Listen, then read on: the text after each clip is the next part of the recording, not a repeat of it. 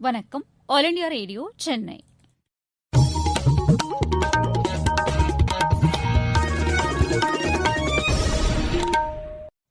மாநிலச் செய்திகள் வாசிப்பவர் சுதாகுமரன். தலைப்புச் செய்திகள்: தமிழகத்தில் அரிசி குடும்ப அட்டைதாரர்களுக்கு 2500 ரூபாய் ரொக்கம் மற்றும் பொங்கல் பரிசு தொகுப்பு வழங்கும் திட்டத்தை முதலமைச்சர் திரு எடப்பாடி பழனிசாமி இன்று தொடங்கி வைத்தார். விலையில்லா வேட்டி சேலை வழங்கும் திட்டத்தையும் அவர் தொடங்கி வைத்துள்ளார். தமிழகத்தில் தனியார் ஒப்பந்த முறையில் மின்வாரிய ஊழியர்கள் தேர்வு தொடர்பான அரசாணை திரும்பப் பெறப்படுவதாக மின்துறை அமைச்சர் திரு தங்கமணி தெரிவித்துள்ளார். தமிழக சட்டப்பேரவைத் தேர்தலுக்கான முன்னேற்பாடுகள் குறித்து தேர்தல் ஆணையத்தின் உயர்நிலைக் குழுவின் ஆலோசனை நடைபெற்றது. விவசாயிகளின் வாழ்வாதாரத்தை மேம்படுத்தவும் விளைபொருட்களுக்கு அவர்களே விலை நிர்ணயம் செய்யவும் புதிய வேளாண் சட்டங்கள் வழிவகுத்துள்ளதாக பிஜேபி மாநில தலைவர் திரு எல் முருகன் தெரிவித்துள்ளார். இனி விரிவான செய்திகள். தமிழகத்தில் அரிசி குடும்ப அட்டைதாரர்களுக்கு 2500 ரூபாய் ரொக்கப் பணம் மற்றும் பொங்கல் பரிசு தொகுப்பு வழங்கும் திட்டத்தை முதலமைச்சர் திரு எடப்பாடி பழனிசாமி இன்று சென்னை தலைமைச் செயலகத்தில் தொடங்கி வைத்தார். விலையில்லா வேட்டி சேலை வழங்கும் திட்டத்தையும் அவர் தொடங்கி வைத்துள்ளார். இந்நிகழ்ச்சியில் துணை முதலமைச்சர் திரு ஓ பன்னீர்செல்வம், அமைச்சர்கள் திரு செல்லூர் ராஜு, திரு காமராஜ் உள்ளிட்டோர் பங்கேற்றனர். இது தொடர்பாக குடும்ப அட்டைதாரர்களுக்கு பொங்கல் பரிசு தொகுப்பு மற்றும் ரொக்கப் பணம் வழங்குவதற்காக 5604 கோடியே 84 லட்சம் ரூபாய் நிதி ஒதுக்கீடு செய்து மாநில அரசு இன்று அரசாணை பிறப்பித்துள்ளது.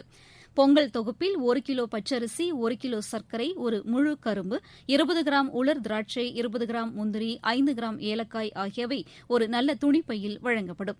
இந்த பொங்கல் பரிசு தொகுப்பு வரும் 4ஆம் தேதி முதல் குடும்ப அட்டைதாரர்களுக்கு வழங்கப்படும் என்று மாநில அரசு தெரிவித்துள்ளது. இம்மாதம் 19ஆம் தேதியன்று நடைமுறையில் உள்ள 2 கோடியே 6 லட்சம் அரிசி குடும்ப அட்டைதாரர்கள் அரிசி அட்டைகளாக மாற்றம் செய்வதற்கு விண்ணப்பித்துள்ள 3,75,235 அட்டைதாரர்கள் மற்றும் 18,923 இலங்கை தமிழர்கள் ஆகியோருக்கும் இந்த பொங்கல் பரிசு தொகுப்பு வழங்கப்படுகிறது.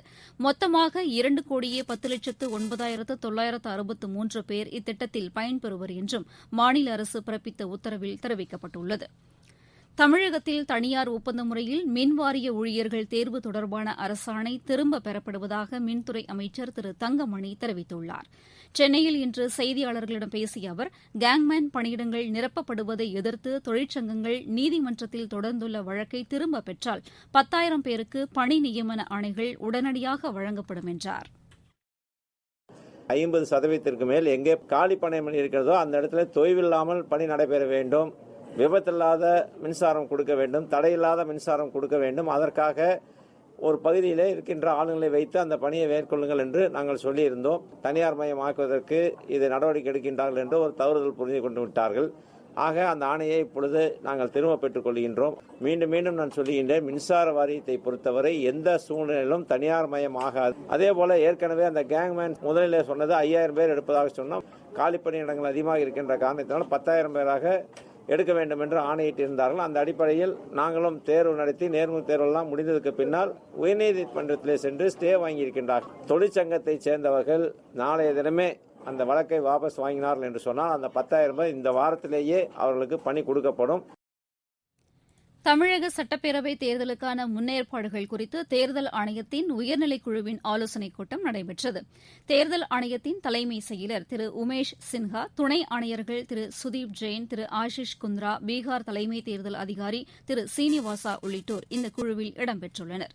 அங்கீகரிக்கப்பட்ட அரசியல் கட்சிகளின் பிரதிநிதிகள், வருமான வரித்துறை அதிகாரிகளுடன் அவர்கள் ஆலோசனை நடத்தினர்.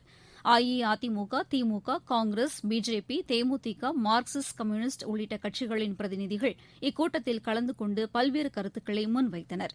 தமிழக சட்டப்பேரவைத் தேர்தல் ஒரே கட்டமாக நடைபெற வேண்டும் என்ற கோரிக்கையை அவர்கள் தெரிவித்தனர்.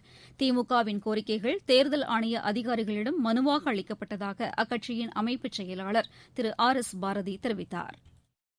தமிழ்நாட்டை பொறுத்தமட்டிலும் ஒரே நாளில் தேர்தல் நடத்த வேண்டும் என்று முதல் கோரிக்கையாக வைத்திருக்கிறோம். வாக்காளர்கள் பட்டியல் அதில் இருக்கின்ற முறைகேடுகளை குறித்து நாங்கள் கொடுத்திருக்கின்ற புகார்கள் மீது உடனடியாக நிவர்த்தி செய்து அவற்றை வாக்காளர் பட்டியலை சிறப்பாக தேர்தல் நடத்தக்கூடிய வகையில் ஏற்பாடு செய்ய வேண்டும் என்றும் கோரிக்கைகளை கொடுத்திருக்கிறோம். கோடை வெயிலின் தாக்கத்தை கருத்தில் கொண்டு ஏப்ரல் 3வது வாரத்திலேயே சட்டப்பேரவைத் தேர்தலை நடத்துவது குறித்து பரிசீலிக்குமாறு அஇஅதிமுக சார்பில் கேட்டுக் கொள்ளப்பட்டுள்ளதாக அக்கட்சியின் தேர்தல் பிரிவு செயலாளர் திரு பொள்ளாச்சி ஜெயராமன் தெரிவித்தாா். மே மாதம் வெப்ப காலம், சம்மர் சீசன் ஆரம்பமாகிறது. மக்கள் வெப்ப காலத்திலே வாக்களிப்பதற்கு சிரமப்படுவார்கள் என்பதனால ஏப்ரல் மாதம் 3வது வாரம் அல்லது 4வது வாரம் அவ்வாறு கேட்டிருக்கிறோம். மாவட்ட தேர்தல் அதிகாரிகள் மற்றும் காவல்துறை அதிகாரிகளுடன் காணொலி காட்சி வாயிலாகவும் உயர்மட்ட குழுவினர் ஆலோசனை நடத்தினர். தமிழக சட்டப்பேரவைத் தேர்தல் தொடர்பாக மாநில அரசின் தலைமைச் செயலர், காவல்துறை தலைவர் மற்றும் உயர் அதிகாரிகளுடன் உயர்மட்ட குழுவினர் நாளை விரிவாக ஆலோசனை மேற்கொள்ள தீர்மானித்துள்ளனர். அஇஅதிமுகவின் செயற்குழு மற்றும் பொதுக்குழு கூட்டம் அடுத்த மாதம் 9ஆம் தேதி சென்னை வானகரத்தில் உள்ள தனியார் மண்டபத்தில் நடைபெறும் என்று அக்கட்சி தெரிவித்துள்ளது. கட்சியின் ஒருங்கிணைப்பாளர் திரு ஓ பன்னீர்செல்வம், இணை ஒருங்கிணைப்பாளர் திரு எடப்பாடி பழனிசாமி ஆகியோர் கூட்டாக வெளியிட்டுள்ள அறிக்கையில், இக்கூட்டத்திற்கு வரும் உறுப்பினர்கள் கோவிட்-19 பரிசோதனை செய்து கொள்ள வேண்டும் என்றும், சமூக இடைவெளி, முகக்கவசம் அணிதல் உள்ளிட்ட தடுப்பு முறைகளும் பின்பற்ற வேண்டும் என்றும் தெரிவித்துள்ளனர். நீங்கள் கேட்டுக் கொண்டிருப்பது ஆல் இண்டியா ரேடியோவின் மாநில செய்தி அறிக்கை. கோவிட்-19ற்கு எதிரான போரில் நமக்கான 3 கவசங்கள். முகக்கவசம் அணிவோம், தனிநபர் இடைவெளியை கடைபிடிப்போம், கை மற்றும் முக சுத்தம் பராமரிப்போம். தசை சிதைவு நோயால் பாதிக்கப்பட்டவர்களுக்கு கோவை, சேலம், திருவண்ணாமலை உள்ளிட்ட 10 மாவட்டங்களில் அமைக்கப்பட்டுள்ள பகல் நேர பராமரிப்பு மையங்களை முதலமைச்சர் திரு எடப்பாடி பழனிசாமி இன்று திறந்து வைத்தார். இந்த மையங்களை பராமரிக்க அரசின் பங்களிப்பாக ஆண்டுதோறும் 1,25,00,000 ரூபாய் வழங்கப்படும் என்று அரசின் செய்திக்குறிப்பில் தெரிவிக்கப்பட்டுள்ளது. மாற்றுத்திறனாளிகள் பிறருடன் எளிதில் தொடர்பு கொள்ளும் வகையில் அதற்கான செயலிகளுடன் கூடிய 10,000 திறன்பேசிகள் வழங்கும் திட்டத்தை முதலமைச்சர் தொடங்கி வைத்தார். பள்ளிக்கல்வித்துறையின் சார்பில் தென்காசி மாவட்டம் புளியங்குடி, மதுரை மாவட்டம் கள்ளிக்குடி, நீலகிரி மாவட்டம் தேவாலா, திண்டுக்கல் மாவட்டம் மீனாட்சி நாயக்கன்பட்டி ஆகிய இடங்களில் 7,50,00,000 ரூபாய் மதிப்பில் கட்டப்பட்டுள்ள பள்ளி கட்டடங்களையும் முதலமைச்சர் திறந்து வைத்தார். 2019-2020 ஆண்டில் மாற்றுத்திறனாளிகள் நலனுக்காக பல்வேறு பிரிவுகளில் சிறந்த சேவை புரிந்த 35 பேருக்கு விருதுகளை வழங்கியும் முதலமைச்சர் கௌரவித்தார். குடியரசு தின விழாவில் திருந்திய நெல் சாகுபடிக்காக வழங்கப்படும் விருது இவ்வாண்டு முதல் தமிழ்நாடு விவசாயிகள் சங்க தலைவர் மறைந்த நாராயணசாமி நாயுடு பெயரில் வழங்கப்படும் என்று முதலமைச்சர் திரு எடப்பாடி பழனிசாமி தெரிவித்துள்ளார். இது தொடர்பாக முதலமைச்சர் இன்று வெளியிட்டுள்ள அறிக்கையில் 1973ஆம் ஆண்டு இந்த சங்கத்தை தொடங்கி தமிழகம் முழுவதும் சுற்றுப்பயணம் செய்து விவசாயிகளின் உரிமைகளுக்காக பாடுபட்டவர் நாராயணசாமி நாயுடு என்று குறிப்பிட்டுள்ளார். விவசாயிகளின் வாழ்வாதாரத்தை மேம்படுத்தும் உன்னத நோக்கத்துடன் பிரதமர் திரு நரேந்திர மோடி தலைமையிலான மத்திய அரசு செயல்பட்டு வருவதாக பிஜேபி மாநில தலைவர் திரு எல் முருகன் தெரிவித்துள்ளார். திருவாரூர் மாவட்டம் திருத்துறைப்பூண்டியில் செய்தியாளர்களிடம் பேசிய அவர், விவசாயிகளின் வருமானத்தை இரட்டிப்பாக்கவும் அவர்களின் விளைபொருட்களை இடைத்தரகர் தலையீடு இன்றி விலை நிர்ணயம் செய்யும் நடைமுறையை கொண்டுவரும் நோக்கத்திலேயே புதிய வேளாண் சட்டங்கள் நடைமுறைப்படுத்தப்பட்டுள்ளதாக கூறினார். மத்திய அரசின் வேளாண் சட்டங்கள் குறித்து தவறான தகவல்களை கூறிவரும் எதிர்க்கட்சிகள் விவசாயிகளை திசை திருப்பும் முயற்சியில் ஈடுபட்டுள்ளதாகவும் திரு முருகன் குற்றம் சாட்டினார். மாவட்டச் செய்திகள்.